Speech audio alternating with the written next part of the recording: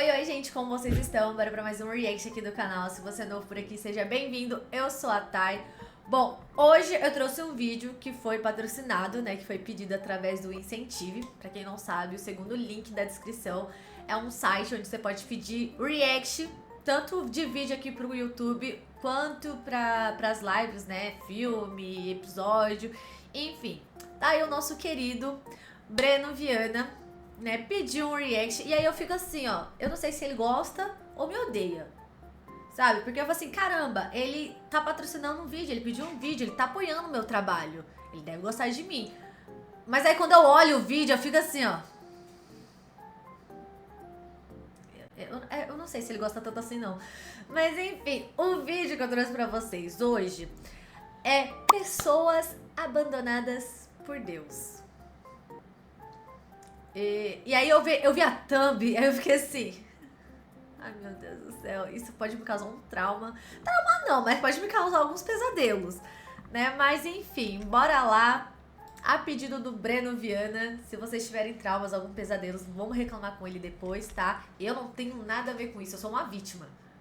É porque eu também sou uma vítima. Bora lá. Você já ouviu falar sobre essa expressão abandonado por Deus? Se você não ouviu, em uma explicação rápida, é como se fosse uma situação em que você está completamente sozinho e não há nenhuma possibilidade de você conseguir se salvar ou melhorar alguma situação. Então essa pessoa está tão sozinha que, na teoria, entre aspas, né, até Deus abandonou essa pessoa. Então nesse vídeo a gente vai ver 3 casos envolvendo esse tema, de pessoas que literalmente ficaram sozinhas a um ponto tão extremo que só aceitaram o fim, ou já sabiam que não teriam alguma solução para elas. Então, sem mais enrolação, bora pro vídeo. Meu Deus.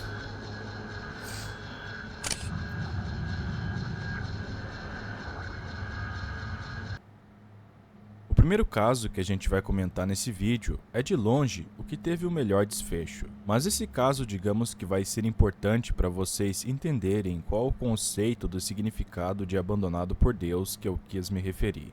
Em 2005, Stephen Slevin, um cidadão americano que na época tinha cerca de 50 anos, foi detido pela polícia de Dona Ana, no Novo México. Aí beleza, se ele foi detido, tem algum motivo para isso. Então, o seu crime foi conduzir um veículo em estado de embriaguez. Um veículo supostamente roubado. Mas o grande ponto da questão é que o Stephen sempre disse que não era esse o caso. O carro nunca foi roubado e na realidade era de um amigo que tinha emprestado o carro para ele. E assim, convenhamos que se fosse essa situação mesmo, dele ter roubado o carro ou ter conduzido o veículo embriagado, ele cometeu uma infração e, obviamente, por conta da lei, ele deveria ser punido. Mas assim, vamos levar em consideração que assassinos em série ou pessoas que fizeram atos grotescos às vezes tem uma punição de prisão perpétua ou algo assim, mas ainda assim tem a condição de viver como ser humano, comer, dormir em uma cama e tudo mais. Não digo que dirigir bêbado ou roubar um carro não seja um crime para ser preso,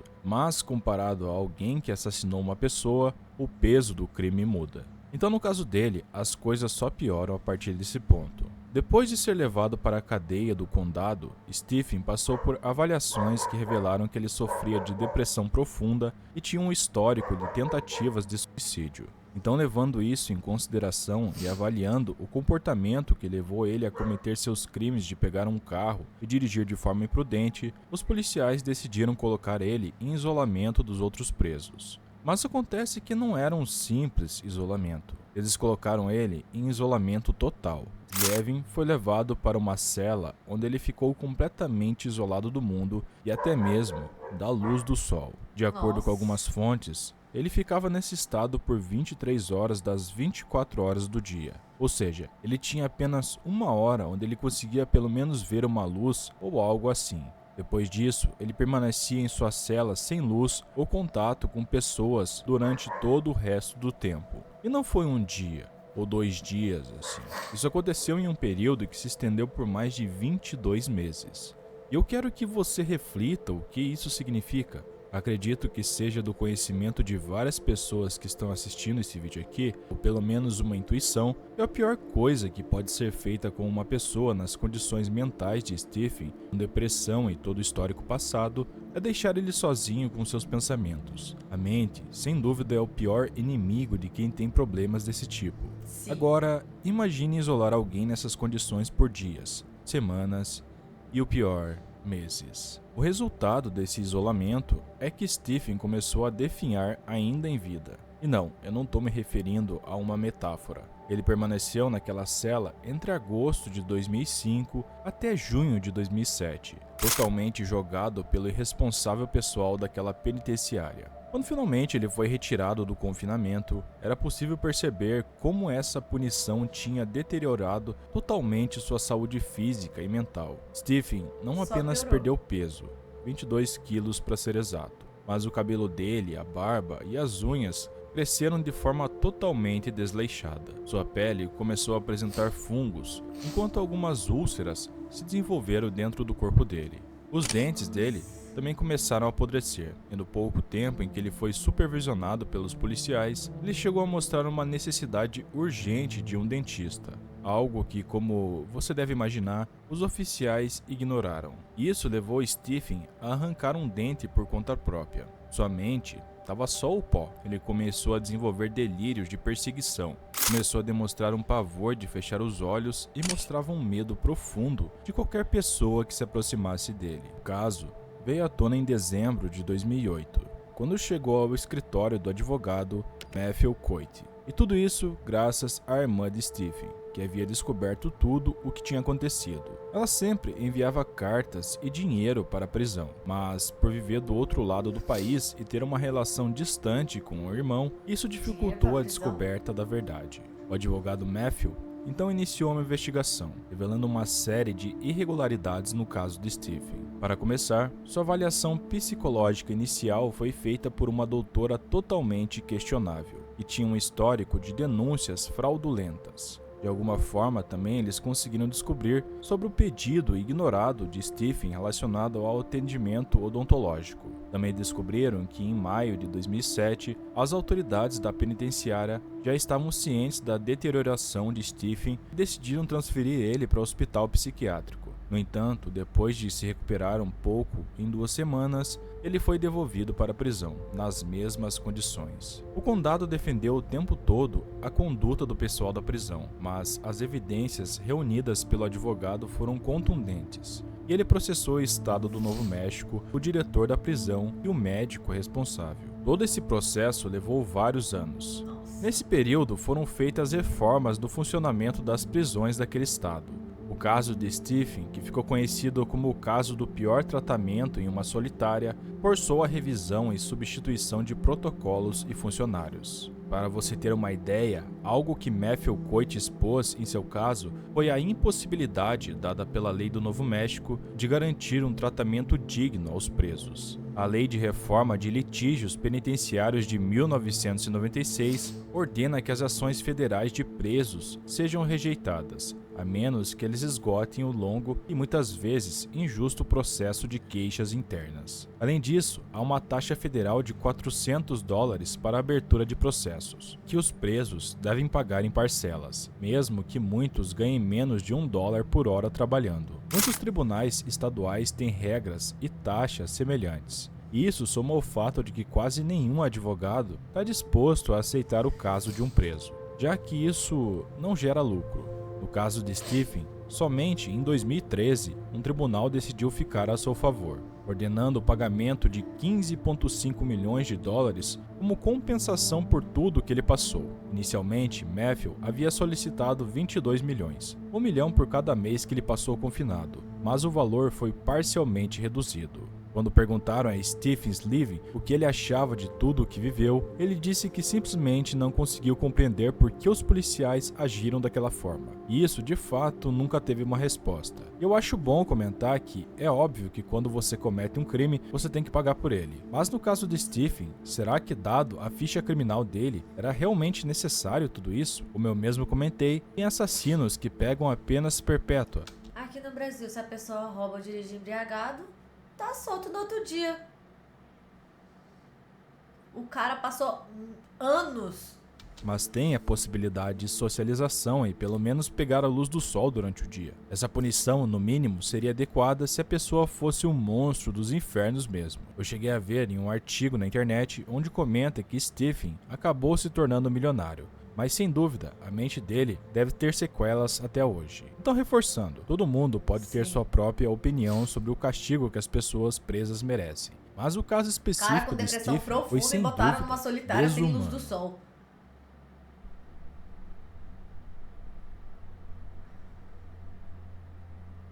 Em 28 de novembro de 2009, às 18h15, Larry L. Murilo Moncada, de 25 anos, residente em Council Bluffs, no Iowa, teve uma briga com seus pais. Isso levou ele a fugir de casa descalço no meio de uma nevasca. E essa foi a última vez que seus pais ou qualquer pessoa próxima avistaram ele. Após algumas horas sem notícias, os pais de Larry ligaram para a polícia. E rapidamente começaram as buscas no pequeno vilarejo. O caso não deveria ser tão complicado, afinal, o jovem estava apenas com as roupas de casa, e a nevasca impediria que ele fosse longe, ou pelo menos era o que todos pensavam. Por mais que vários esforços foram feitos, Larry nunca apareceu. Ninguém do seu círculo de amigos ou de seu trabalho conseguiram falar algo sobre ele. Ele trabalhava em um mini mercado pertencente a uma cadeia de lojas. Eles distribuíram vários panfletos pela cidade. Fizeram tudo o possível para tentar encontrar ele, mas nunca encontraram nada. Larry passou a fazer parte das estatísticas de desaparecimentos inexplicáveis que ocorrem todos os anos nos Estados Unidos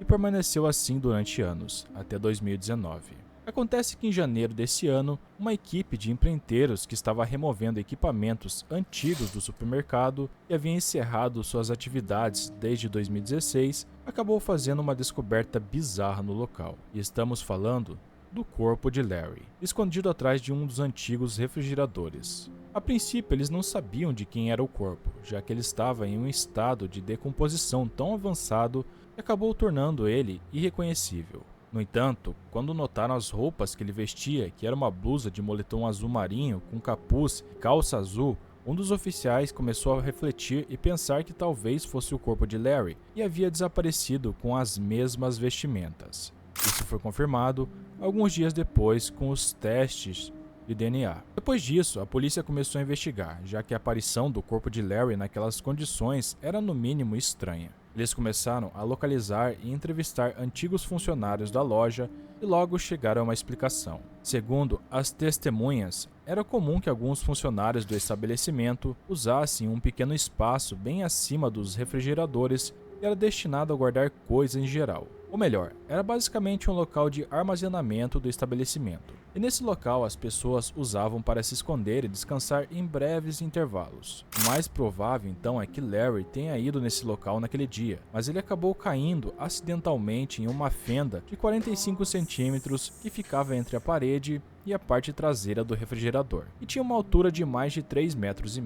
O barulho dos compressores dos refrigeradores teria abafado qualquer grito de Larry pedindo por ajuda naquele dia. Então, basicamente, seria uma situação de muito azar e, ao mesmo tempo, desespero por parte dele. Mas isso era apenas uma hipótese no início. Só que depois foi confirmado pela autópsia que descartou que Larry tenha sofrido algum tipo de golpe ou agressão que o levasse à morte. Basicamente, Larry ficou preso em completo desespero, esperando por uma ajuda que nunca chegou. Segundo os oficiais encarregados do caso, embora isso tenha resolvido o enigma e encerrado o assunto, há várias questões que causam bastante perguntas. Por exemplo, no início, os pais dele disseram que o comportamento de seu filho de sair descalço correndo no último dia que eles viram ele provavelmente era resultado dos medicamentos que ele estava tomando. Mas em nenhum momento foi mostrado ou foi possível saber ao certo quais eram esses remédios. Além disso, se o espaço onde Larry foi parar era utilizado pelos funcionários para pausas não oficiais, como é possível que durante pelo menos 7 anos ninguém tenha percebido que havia algo preso ali? Será que não começou a feder ou algo assim?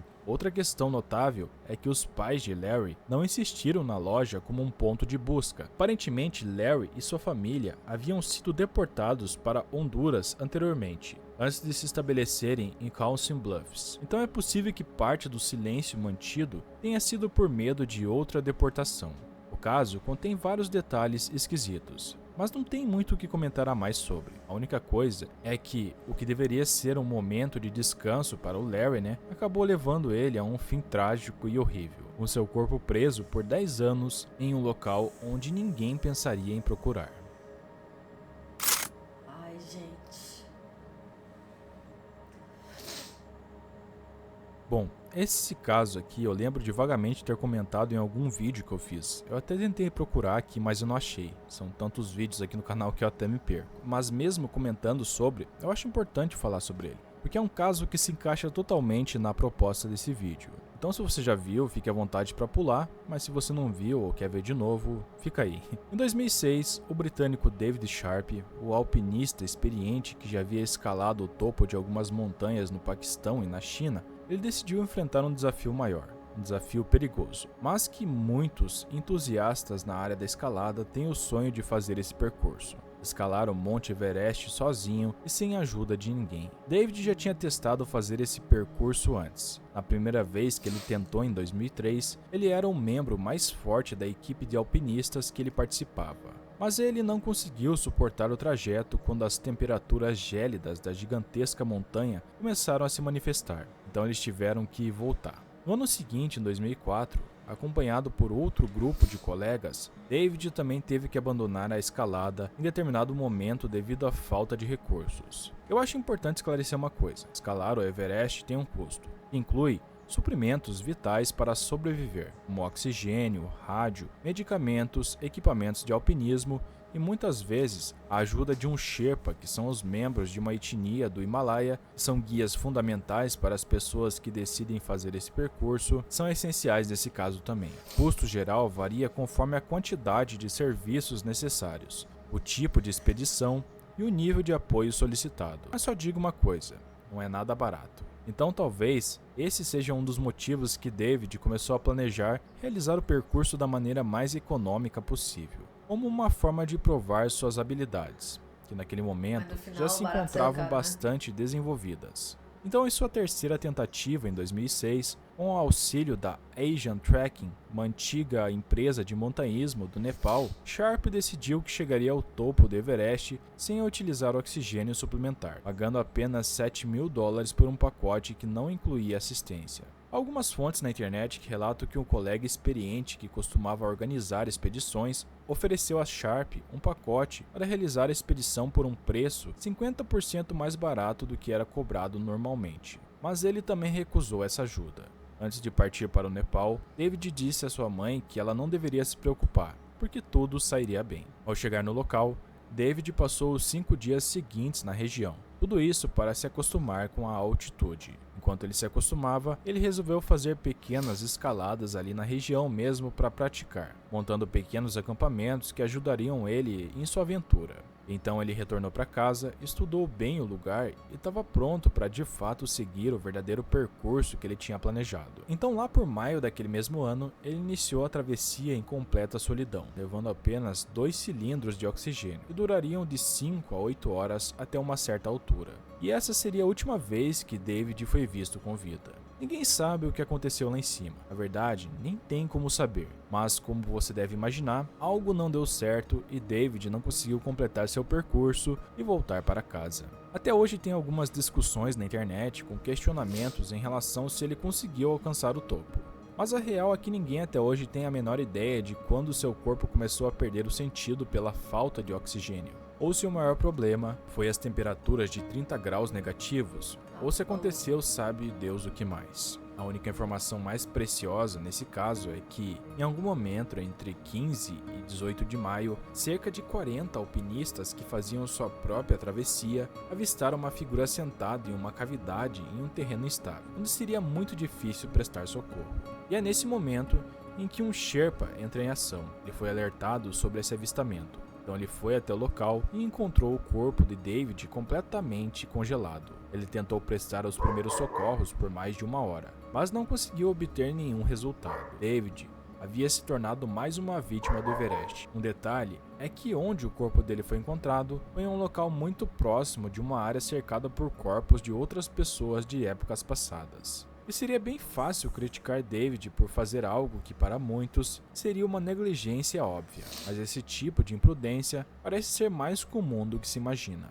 Quando seu caso se tornou público, isso causou um escândalo que levou muitos a questionar a ética com que alguns alpinistas e empresas que prestam serviços se comportam ao realizar pacotes para escalar o Everest. No entanto, parece que essa obsessão por alcançar o impossível é algo que chama muito a atenção entre aquelas pessoas que se dedicam a esse esporte. E de certo modo, faz sentido, né? Provavelmente aquela imagem de David sentado e congelado nos diz tudo. Ele sabia que havia chegado ao limite e não conseguiria sobreviver devido ao local que ele tinha caído. Então, no fim de tudo, ele apenas sentou e aguardou sua morte, se sentindo abandonado por todos, inclusive por Deus.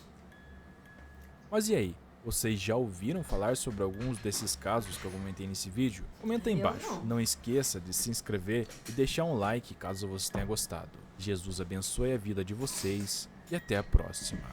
Gente, que dá um negócio assim, sabe? Mas, nossa... Tem até um negócio, você não está só. Centro de valorização da vida, ó. Gente, eu nunca tinha ouvido falar de nenhum desses casos. Acho que foi a primeira vez, né? Meu Deus, dá uma aflição. O do cara que caiu assim, mano, imagina a agonia que é você ficar naquela posição ali, tipo, por mais que você grite por socorro e ninguém te ouvir, sabe? E, ficou preso lá aqui por 7, 10 anos. Mano, meu Deus do céu. Caramba, velho. Eu não quero nem imaginar essas coisas, de verdade, gente. Eu sou muito frágil, sou muito fraca. E eu tinha visto, né, recentemente teve o caso acho que se eu não me engano o nome da pessoa é Juliana Marins, né, que caiu lá no vulcão lá da Indonésia, né. E, tipo assim, ficou esperando por resgate e, mano, resgate da Indonésia não chegava, né, tipo, só depois que ela já tinha falecido, né, que, como é que era? Voluntários conseguiram, tipo, buscar o corpo dela, né? Então eu fico pensando assim, eu vi em algum lugar, depois desse caso, que quando, tipo, escalam Monte Everest, as pessoas quando morrem, né, durante o percurso, o corpo fica por lá mesmo, sabe? E aí eu vi agora nesse caso, né, que tipo, quando eles acharam o David, viram que ele tava, tipo, perto de outros corpos também de tempos passados, sabe? Tipo, então, caramba, imagina o desespero da... Gente, eu sou sincera, uma das coisas que eu mais tenho medo é o medo da solidão, o medo de abandono. Eu sou sincera, eu tenho muito medo disso, acho que é por isso que eu sempre tô querendo falar com as pessoas. Tipo assim, pra quem não sabe, eu tenho depressão também, né? Eu faço uso de medicamento, faço terapia, né, passo com psiquiatra. Então, tipo, essa questão, tipo, do primeiro caso lá, tipo, o cara já tinha uma depressão profunda, ainda bota ele numa solitária, tipo assim, que não dá pra ver a luz do sol nem nada. O cara, tipo assim, mano, o cara dirigiu bêbado. Ok, devia ser punido, mas ele levou uma punição pior do que outros caras que cometem crimes gravíssimos, sabe? Imagina como ficou a mente dele. Eu não sei como ou ele pode ter tentado, né, tirar a vida, só que ali não tinha nenhum recurso que ele conseguisse, sabe? Porque realmente, anos sem contato com ninguém, caramba, velho. Nossa, meu Deus, eu quero tirar isso aqui da minha cabeça. Enfim, bom, esse foi o React de hoje. Espero que vocês tenham gostado, beleza? Eu não sei se vocês já tinham visto algum desses casos, tá bom? Vou deixar o link do vídeo original na descrição, como eu sempre faço. Também vou deixar o link nas minhas outras redes sociais pra vocês me seguirem e me acompanharem lá. Um beijo pra vocês e até a próxima.